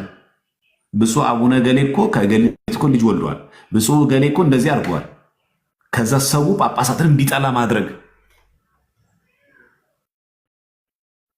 እቺ ሴራቸው ናት። በቃ የሥነ ምግባር ችግር ካየ መጀመሪያውን ተናገር፣ በግሉ ነገሩ አለቀ። አንተን መናፍቅ ስላል አይደለም የግለሰብ ጉዳዩ የምታነሳው። ችግር ካለበት ቀድመ ምከረው በግል ከቻልክ ለሁለት ሆናችሁ ምከሩ። ካልሰማ ስርዓቱን ተከትለ ሂድ። ከዘለግክን ሳተው አሁን የምናነሳው ስለ ስነ ምግባር ችግር አይደለም። እኛው የምናነሳው የሃይማኖት ችግር ነው እንጂ ገሌ ጠጣ፣ ገሌ ሰከረ፣ ገሌ ሴት አተራማሽ ነው ምናምን አይደለም። የእኛ ጉዳይ ሃይማኖት ነው። ስለዚህ ከአሁን በኋላ ተሐድሶ መናፍቃን ላይ ስንሰራ ወደዚህ ጉዳይ መምጣታቸው እንደማይቀር እናውቃለን። በቃ አይምሯቸው ሬዲ ያርጉ። በቃ አለቀ። ልክ ሲጋለጡ እንደዚህ ነው የሚያደርጉት። ስትይዟቸው ኦሮሞ ስለሆንኩ ነው፣ ትግራይ ስለሆንኩ እንደዚህ ያሉ። አሁን ትግራይ ውስጥ በጣም የሚገርማቸው ተሐድሶን የሚቃወሙ መስለው ጸረ ተሐድሶ መስለው ተሐድሶ እንደሆነ ታውቃላችሁ።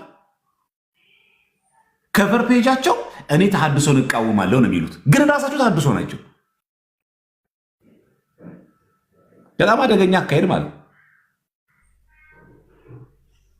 ይሄ ነገር ደግሞ እንዲቆም የሚፈለገው ደግሞ በምን መንገድ ነው ካልን በእውነተኛ መረጃና በቤተክርስቲያን ልጆች ንቃትና ብቻ ነው። ከዚህ ውጭ ማንም አይደረግም። በቃ መፍትሄ የሚሆነው ይሄ ነው። ሌላ መፍትሄም የለውም። በቃ ለዚህ ደግሞ እኛ በጣም ትልቅ ስራ መስራት አለብን። አሁን በትግራይ በጦርነቱ ተሳቦ ገብተዋል።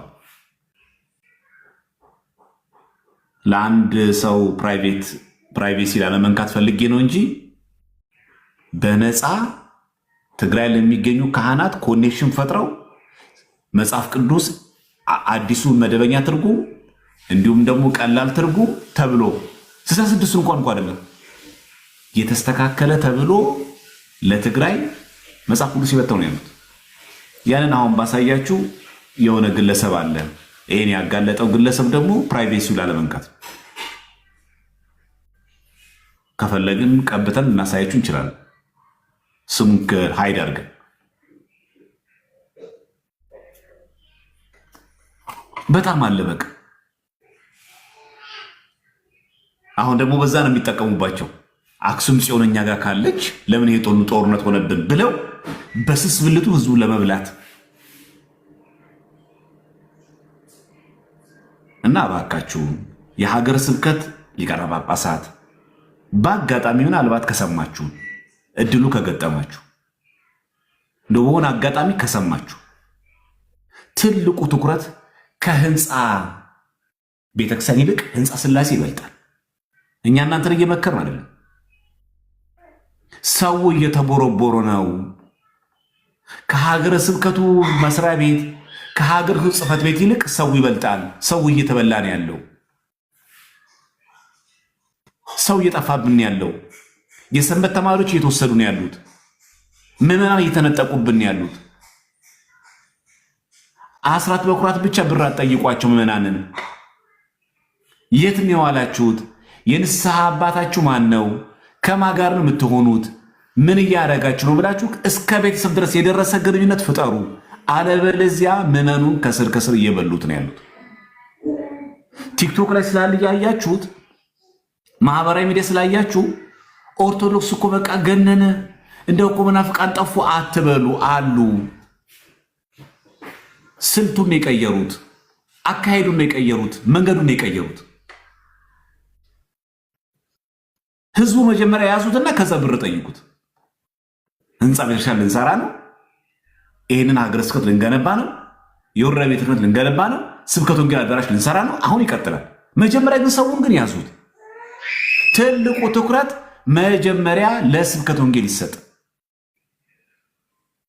በቃ መተኮር ያለበት እሱ ላይ ነው። እና ይሄ ለሁሉም ኦርቶዶክሳውያን የቤት ስራ ብዬ አደራ ምለው ለሁላችሁም ይሄንን ነው። በቃ አደራ ነው ምለው ይሄንን።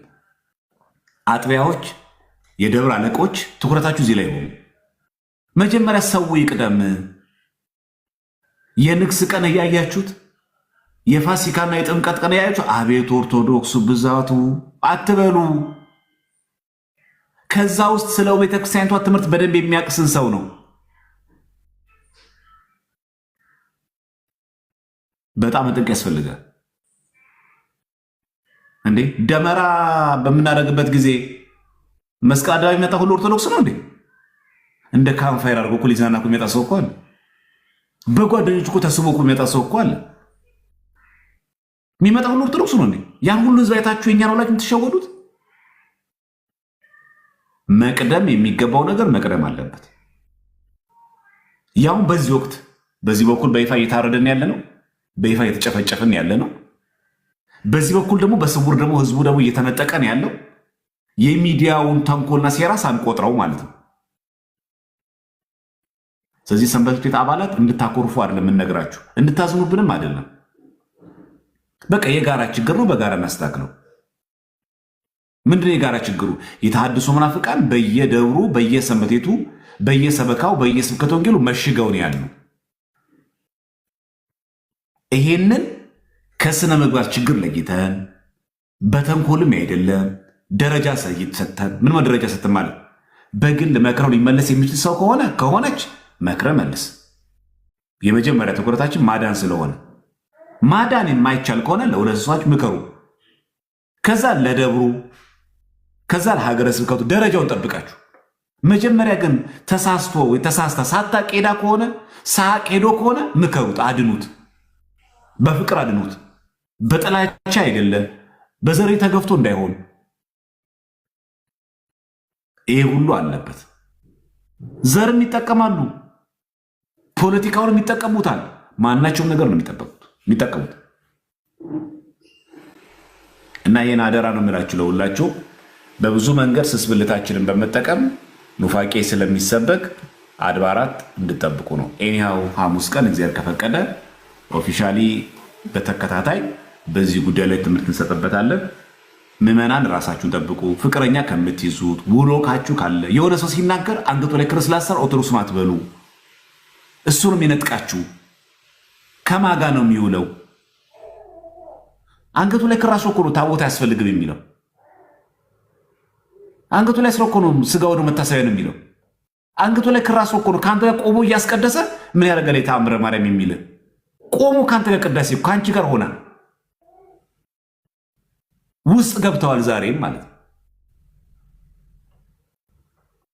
ስለዚህ ዛሬ ስላሉ ሁሉም አድባራት ሁሉም ከተሞች በአጥቢያ በአድባርም ደረጃ በገጠርም በከተማ በመዲናችን በአዲስ አበባም በክፍለ ሀገርም የምንኖር ሁላችንም ደብሮቻችንን በደንብ አድርገን እንጠብቅ። አለቆች፣ የደብረ አለቆች ትልቁ ትኩረታችሁ እባካችሁ የሰው ነፍስ ላይ ይሁን። ከዛ ብር አምጣ ስንለው ያመጣል። የገባው ክርስቲያን ነዋ። ለምን እንደሚያወጣ ያውቀዋላ። መጀመሪያ መቅደም ያለበት ያ በንስሐ አባት በደማቅቱ ማሰር።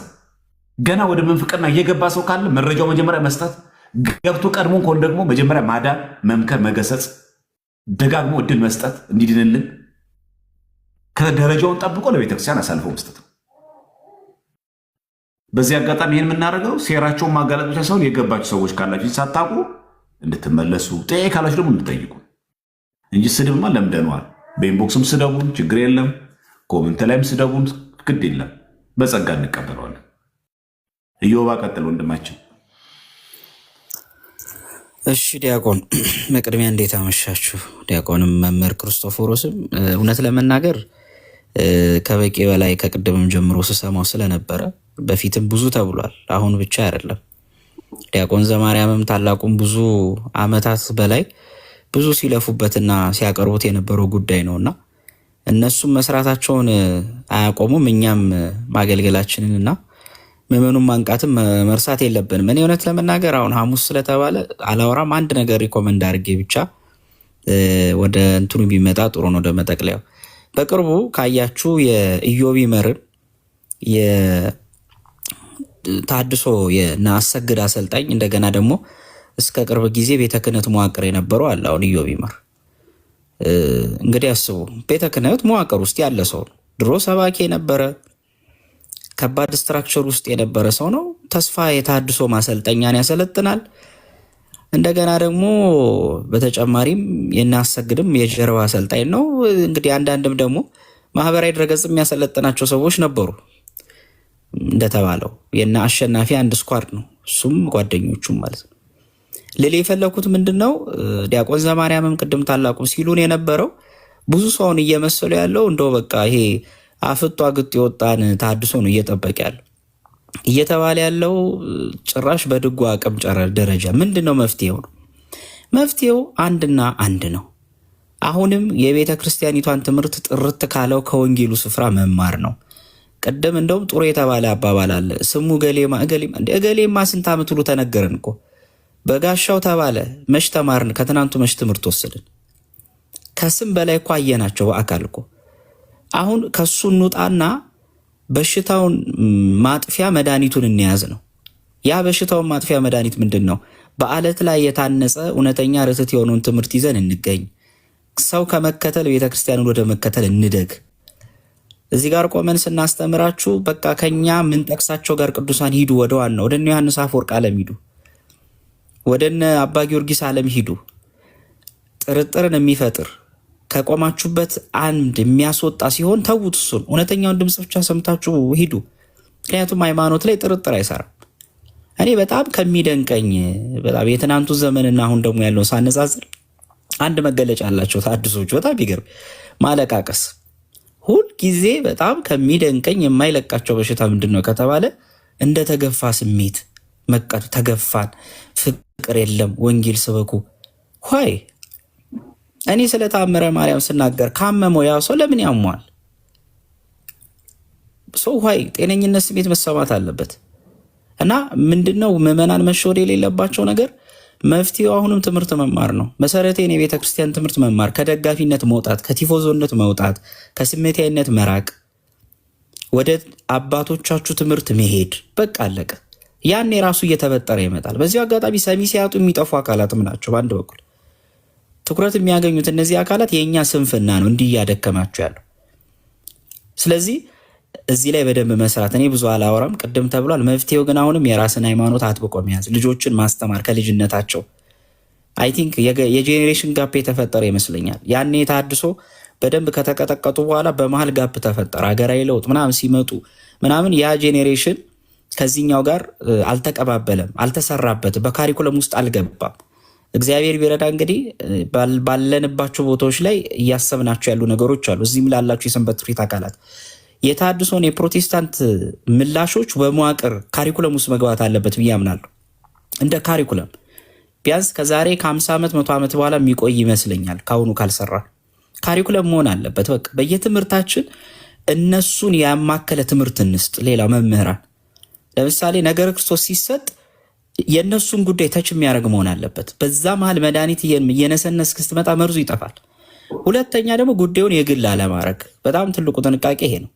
ብስለት የተሞላው ምግባር የተሞላው ወንጌልና ወንጌል ብቻ ማድረግ ካልሆነ ብዙ ጊዜ የሚጠቀሙት ስልት ምን አይነት ነው? በግድ ወደ ግል ጉዳይ ይወስዱታል። አውቀው ተቀንቶብኝ ነው፣ ተገፍቼ ነው፣ እንዲሆኝ ነው። ልክ መጨረሻ እንደው የሚያደርጉት ብዙ ጊዜ ምንድነው ያኔ ካስታውሳችሁን የማረሳት ቪዲዮ አለች። ዲያቆን ዘማርያም የሆነ ጊዜ አቅርቧል። እንትና በጋሻውና ትዝታው ኢቢኤስ ላይ ታስታውሳለህ? ለሁለት ቁጭ ብለው እኛን እኮ ታድሶ ይሉናል። አቤት ያን ቀን ስለእመቤታችን የተናገሩት ንግግር ገርሞኛል። ያን ቀን ተጠራጥሮ የነበረውን ወዲያው ሽፍት ያደረጉበት ፕሮግራም ነው። አስታውሰዋል። እሱም ፕሮግራም ታስታወስከው? ኢቢኤስ ላይ ቁጭ ብለው ሁለቱ እና ያኔ የገዛ ቤተሰብ የነበረ ሰው አረ በቃ እነዚህ ታድሶ አይደሉም አሉ።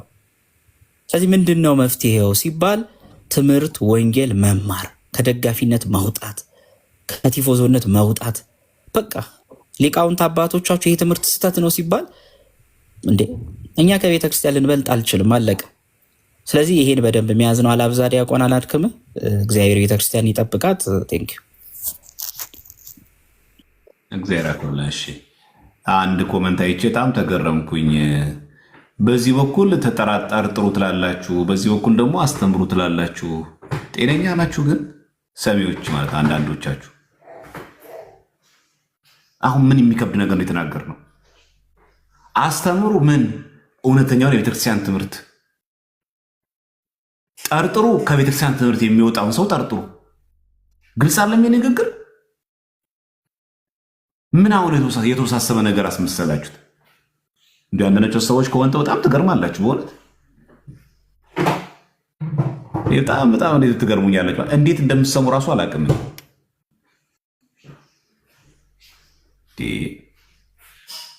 ደግሞ ኦርቶዶክስ ነው እኮ ፕሮፋይሉ ስሙ ምናምን። ይሄ ከየት ነው የሚመነጨው መሰረት? እውር በጣም መጥፎ ነው በነገራችን ላይ መታወር።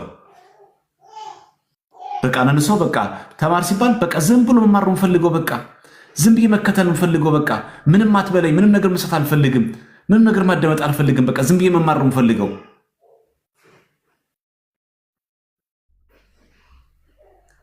እና ይሄ ነገር ለማስተካከል በጣም መቹ የሚሆነው ብዬ ማስበው እኔ እየደጋገማችሁ እውነተኛውን ትምህርት ማጋለጥ መስጠት፣ የሐሰት ትምህርቱ ደግሞ ማጋለጥ እጅግ በጣም ተገቢ ነው። ይሄ ለሁሉም ሰው አንግበ ነው እንሂድ። የተወሰነ ቀን ስራ አይደለም። ይሄ ሁሌ የሚሰራው በቃ ሁሌ የቤት ስራችን ነው የምናደርገው። ስለዚህ አስተምሮ የምንለው አዎ ትናንትና ብያለሁ። እውነተኛውን ትምህርት እናስተምር፣ ትክክል። አዎ ከቤተክርስቲያን ትምህርት ውጭ ግን አታስተምሩ ማለቅ። ሁለተኛ ዲያቆን ነኝ ስላለ መምህር ነኝ ብሎ ስለመጣ ቄስ ነኝ ብሎ ስለመጣ ሁሉም ሰው ዝም ብላችሁ አትቀበሉ። በካባው እንዳትሸወዱ፣ በስሙ እንዳትሸወዱ ነው። ምን አሁን አወሳሰብ ነው? ይሄን በጣም ግልጽ አለ። ይሄ ነገር ምን ይከብዳል አሁን? ይሄ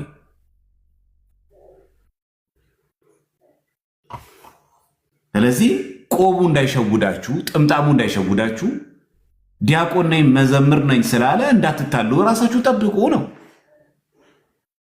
ከዛ ውጭስ እውነተኛውን የቤተክርስቲያን ትምህርት ግን ሁላችን እናስተምር፣ በግል ሕይወታችንም እንግለጠው፣ በተግባርም እናሳየው።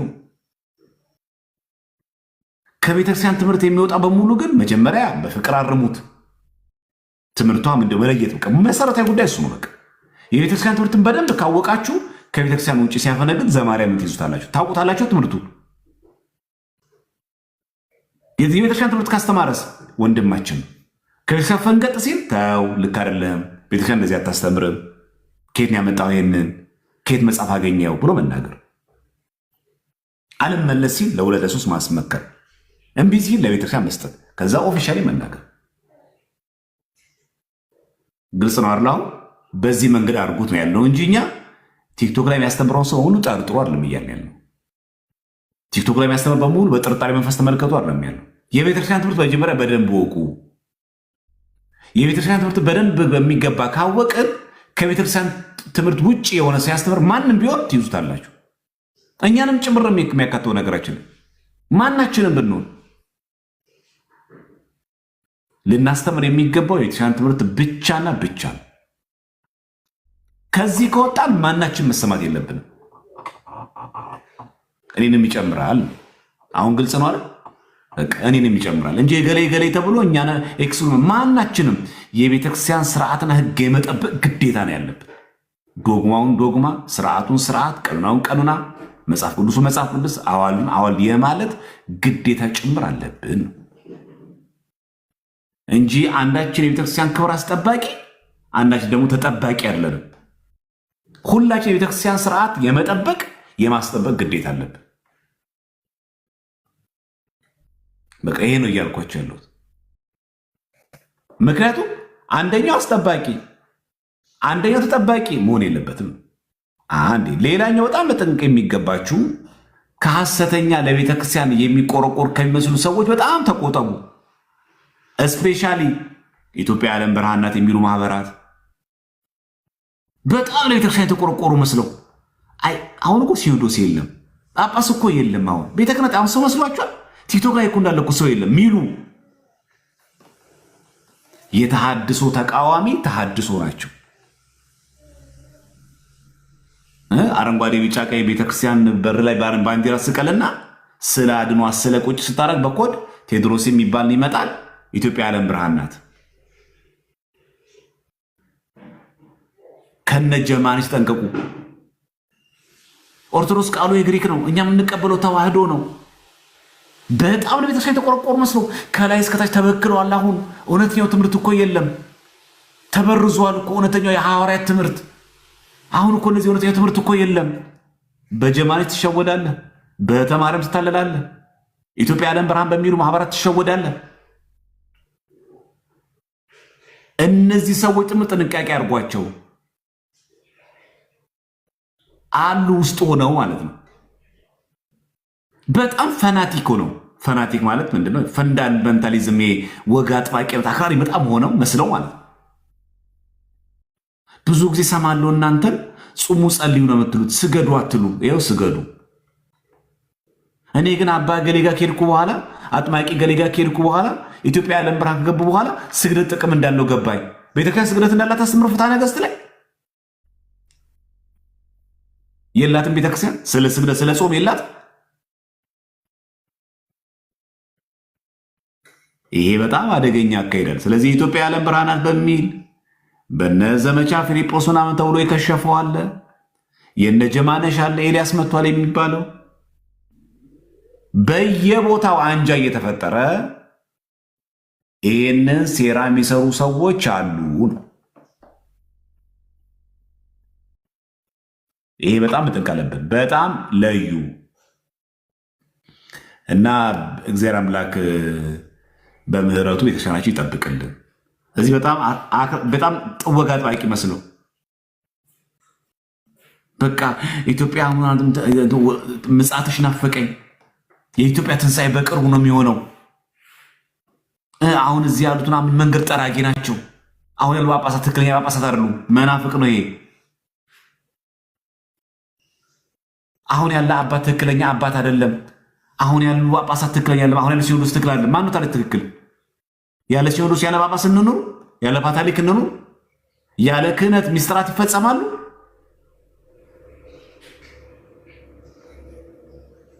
በዚህ መንገድ እንዳትታለሉ እና በጣም አደገኞች አሉ። በቃ ወግ አጥባቂ መስለው በጣም ለስርዓት ጠንቅቆ መስለው አሁን ሴት ከበሮ ትመታለች፣ አሁን ሴት ጽናጽን መያዝ አለባት፣ መቋሚያ መያዝ እንደዚህ አለባት በማለት በጣም በቀለች ከንት በጣም የተቆርቆሩ መስለው ማለት ይሄ በጣም በጣም በጣም ጥንቃቄ ያስፈልጋል። ይበቃናል። በሚቀጥለው ጊዜ እንቀጥላለን። ሞዴሬተሮቻችን ግን በትክክል እየሰራችሁ አይደለም እና በሚቀጥለው ጊዜ ስንገባ ሞዴሬተር ለመሆን የምትፈልጉ የስራ ልምድ አስገቡ ልበል። በስነ ስርዓት የሚከታተል ኃላፊነት የሚሰማው ያለ አግባብ ጽሁፍ የሚጽፉትን ብቻ ሚዩት የሚያደርግ ሲከፋ ደግሞ ብሎክ የሚያደርግ ይህን ነገር መቀበል የሚችል እኔ እወጣለሁ። በገባንበት ላይ አሁን ብዙዎቹ ሞኒተሮች አሉ እኛ ጋር 2-3 ነው ያሉት፣ የቀሩት የሉም እዚህ ላይ። ስለዚህ እንዳለ አነሳለሁ። ሙሉ አነሳና አዲስ ምርጫ አይመስላችሁ? አዲስ ምርጫ ይሻል። አዲስ ምርጫ ቆንጆ ነው። ሀገራችንም እንደዛ ስለሆነች በዛ መሰረት ኃላፊነት የሚሰማው የቤተክርስቲያን ልጅ የሆነ ውግንናው ለቤተክርስቲያን ብቻ የሆነ ሳይታዘዝ አስገባ ሳይባል ዝም ብሎ ሰው ማያስገባ እየለቀመ ኮመንት አጥፉ ሲባል ኮመንት ቶሎ ብሎ የሚያጠፋ ኮመንት ይከፈት ሲባል ትምህርቱ ካለቀ በኋላ የሚከፍት ጥሩ የስራ ልምድ ያለው አመለሸጋ ግንባረ ቦቃ የሆነ ሰው አፕሊኬሽን ያስገባና በዚህ መሰረት ሞዴሬተር እንመጣለን ማለት ነው። በሚቀጥለው ጊዜ ስንገባ እንደዚህ አይነት ጠባይኛ ነው፣ ስሜታዊ አይደለ፣ ማይሳደብ፣ ክፉ ቃል ማይናገር፣ ለእውነት ብቻ ቆሞ አላግባብ ብቻ የሚጽፉትን ሚዩት የሚያደርግ ብቻ እናደርጋለን። በዚህ መሰረት ይሄን የሚያሟላ ነገ ላይቭ ስንገባ በዚህ መሰረት እኔ ለዚህ ብቁ ነኝ የሚል ካለ እንትን ያደርጋል። ተዘጋጁ ለነገ ማለት ነው። 5 ሰው ነው የምፈልገው። 5 ሰው ሞዴሬተር የሚሆን 5 ሰው በየጊዜው ግን አቴንድ የሚያደርግ ነው። የሆነ 2-3 ቀን ምናምን ከቀረ ከዛ ላይ ይነሳል ማለት ነው። ስለዚህ አክሰሰብል መሆን ያለበት ያ ሰው እንደ ልብ የሚገኝ ሰው መሆን አለበት። አቬለብል ካልሆነ ሚዩት ማያደርግልን ከሆነ ኮመንት የማይከፍትልን ከሆነ ሰው አስገባ ሲባል ማያደርግ ከሆነ ምን ይጠቅማለሁ? ስለዚህ በዚህ ጉዳይ ላይ በጣም ጎበዝ የሆነ ሰው በጣም አስፈላጊያችን ነው። እዚህ 5 ሰው ጎበዝ የሆነ ሰው ሞዴሬተር ለሚቀጥሉ ጊዜ ላይፍ ስንገባ እንሰጣለን። የመጨረሻው የዚህ ወር እንደምታውቁት ጥቅምት 27 የዓመቱ መድኃኔዓለም ነው። ቦሌ መድኃኔዓለም ይነግሳል።